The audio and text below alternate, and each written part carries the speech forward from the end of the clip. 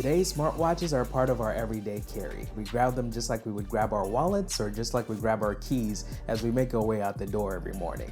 But with the price point of some of these watches being extremely steep, today we're going to look at a budget alternative and see if it's worth your while. This Yamay smartwatch is one that you can find on Amazon for right around $40. It's pretty basic, but it has some nice elements to it. If you're a fan of the Apple Watch look, but not a fan of the Apple Watch price tag, then this watch might be a good budget alternative for you. The design of the watch looks very similar to the Apple Watch design at a glance, featuring a touchscreen and 2 buttons on the side of the watch. Setup of the watch is very quick and easy. You simply connect the watch to Bluetooth, download the VeryFit Pro app that works with the watch to synchronize your notifications and also synchronize some of your fitness tracking as well. The watch has some pretty cool basic features as a fitness tracker, but also as a smartwatch. It allows you to be able to get notifications for emails, for Facebook messages, for text messages, even phone calls when those are incoming. You can view text messages on the watch, but unfortunately you can't reply to them. The fitness tracker that's built into the watch allows you to be able to track up to 8 different fitness activities, and it also has a step counter, calorie counter, and a distance counter on the face of the watch as well. The battery life on this watch is pretty ridiculous. You can actually go a couple weeks without charging this thing, so at least that's one less thing to worry about when it comes to your smartwatch. Now, some of the downsides of this watch actually start with the accuracy issues. Now, I'm not super surprised about this because it's only a $40 smartwatch, so that's kind of expected. This watch tends to miscount steps when you're doing subtle steps or subtle movements. So if you're just walking from one room to another, or maybe just shuffling around in the office, it'll miss those kind of steps. But if you're doing long walks, it tends to do a good job on long walks. And if you're going to be walking for about 30-40 minutes, then it does a great job of at least keeping pace with that kind of walk. Another issue that I did notice is that the watch actually lags when it comes to tracking steps after you've been inactive for a while. So if you've been sleeping, or if you've just been sitting working for a little bit, when you get back up and start walking around and doing things, I've noticed that it tends to take a long time for it to catch up, and I tend to miss a lot of steps getting captured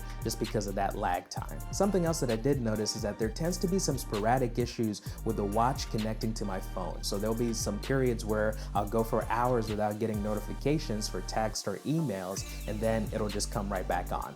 So not sure what spurs that, but there's something to keep in mind when it comes to this watch. This watch features a heart rate tracker, but I'll have to say it's really not the best at heart rate tracking. I tested this out at the gym after a cardio heavy workout. I looked at the heart rate monitor and kind of let it run for a little bit. It took a long time for it to even start capturing an accurate heart rate. I had to kind of pull the watch onto my skin for it to be able to consistently get a good heart rate, but it took a long time for it to capture the data, and when it did come back, compared to my Galaxy Watch or compared to other heart rate trackers, it was definitely not close. Now, granted, nothing is perfect, but this one was giving me a heart rate of about 80 after a long workout when all the other heart rate monitors were giving me well over 120. The last thing that I did have some issues with on this watch is that it was pretty cumbersome when it came to setting timers. There's no dials, so it's not very easy to cycle through and be able to choose how long you want to set the timer for. You have to scroll through it with your finger on the touchscreen, and the touchscreen itself is a bit laggy. So if I wanted to set a timer for 15 minutes and then set a timer for an hour,